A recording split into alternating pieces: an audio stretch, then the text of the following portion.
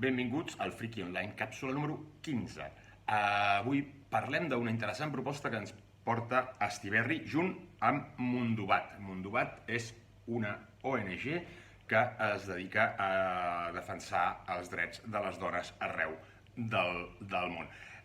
Todas nosotras. Todas nosotras és una història curiosa perquè és un compendi de coses, ja que tot això comença amb un documental parlant de la prohibició de l'avortament i de les penes que reben les dones a Hondures i a El Salvador. Aquest documental el podeu veure a Vimeo, us posaré l'enllaç aquí sota, i aquest documental va comportar després una nova anada, això va ser el 2017, una nova anada a El Salvador, on es va començar un nou documental que s'està en principi produint i es va fer una obra de teatre sobre aquest tema i finalment es va publicar aquesta novel·la gràfica que tenim a les mans, que es diu Todas Nosotras.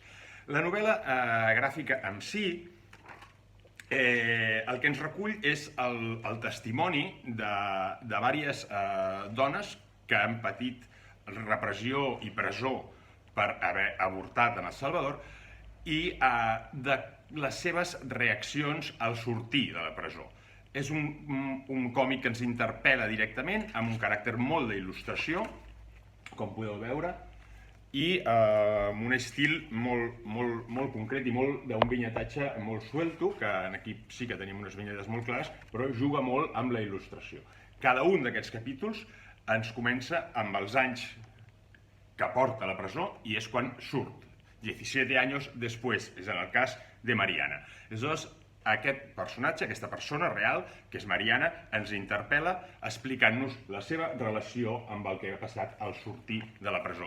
La repressió ciutadana, els escarnis, els insults, la dificultat de tornar a fer una vida i també, al final, també anem trobant l'acollida, la gent que les defensa i sentir-se un altre cop lliures. Realment un còmic molt interessant, que al final sí que té una part més de còmic clàssic, que seria aquest epíleg, que comencen aquí i que és de cop en blanc i negre, amb un format de vinyetatge molt clàssic, on ens explica tot el procés d'aquest còmic i tota la situació d'El Salvador respecte a les seves lleis antiavortistes.